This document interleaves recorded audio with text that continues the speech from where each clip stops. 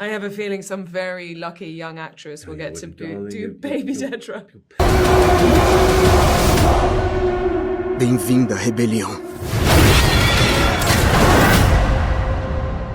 Hi guys, how are you? Good. How are you? How are you? I'm great, thank you. So I was able to watch the first 3 episodes of season 2, and it is as good as the first season. So congratulations, because it's just superb. Wow. And my Thank first you. question, you're welcome. And my first question, you can both answer. How do you analyze the future impact of the series into the Star Wars universe? Wow. That's a very good question. We talked a lot about how timeless this writing is. And so if you were to watch this show, I hope people watch this show, come to this show for the first time in 10 years' time. You know, it's like how you think of people watching the originals. It doesn't matter what age they are, how much time has gone past. You can watch the originals and still really connect to it. So I hope that Andor has become part of that. That is something that will continue to be watched over and over and over. Because I think what's amazing about the Star Wars universe is that you can have someone who's 75 talking to someone who's 11 about the same thing, you know? And that's quite extraordinary. I don't think we have that across any other, I hate the word franchise, but I guess it is franchise. But we don't have that. And maybe Harry Potter will get to that point, but certainly there is nothing else that I could see bring a room of different aged people together. I think as well, like, it's not helpful to go like, this is better than this series or better than this film or whatever.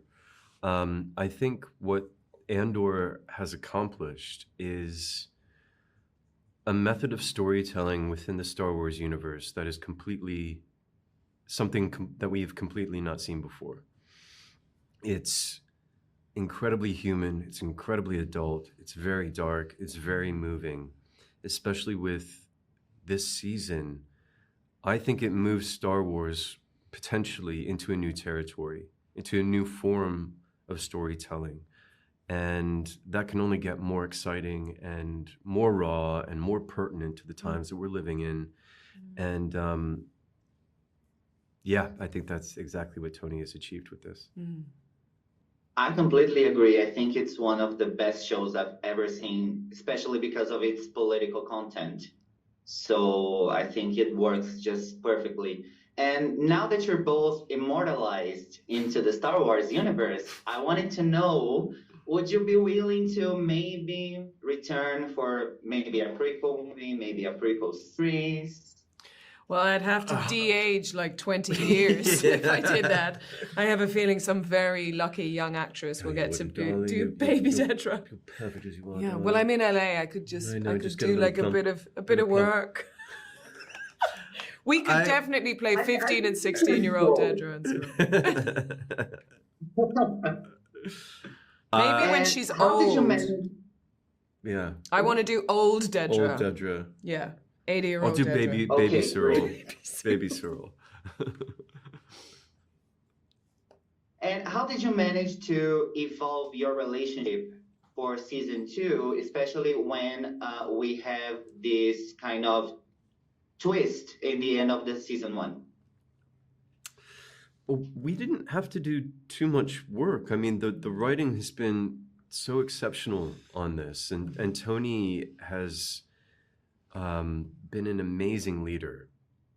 And his leadership from the top down affects every single level of the production that are so caring and careful and brilliant and specific and artistic that the costumes that we were given, the hair and makeup, the sets, the props, the fights, everything is at the highest potential. And that only informs our characters. I think having the access to Tony that we did was, I'd never experienced that before.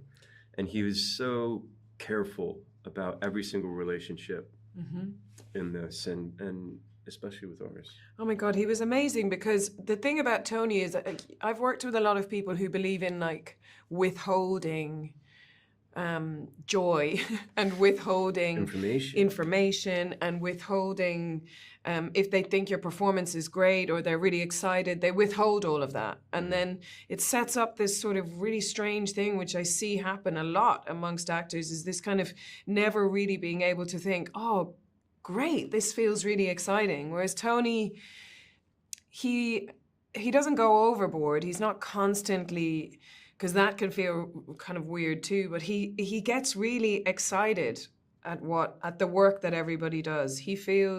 I think he feels safe with all of us, and we feel really safe with him. And to be told at the beginning of season 1, I want you to just do what you do. That's why I hired you.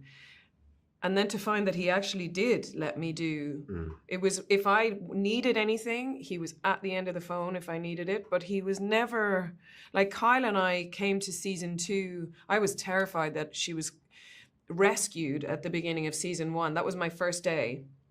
And I called him and I was like, oh God, she gets rescued. How do I play that? Like, this woman, we've set her up all the way through the season and then she's rescued by a man. And he laughed and said, do you think that's what I would write for her? And I thought, oh, okay, just trust this guy. And then when we came to season 2, to witness what he has given these two as a relationship, like neither of them have lost their Syril and Dedra-ness. They stay completely weird and odd, but it just, now they're weird and odd together. It's just so, everything about this whole thing is so extraordinary to be a part of. It truly is. Like, these things sitting here talking can be really difficult if you don't feel that way. So it's really nice talking about how much I love something, and I love this show so much. Guys, I love the answers. Thank you so much. Unfortunately, our time is short, but congratulations again on season 2. And it was an honor talking to you. Thank you so much. You too. Take care. Thanks.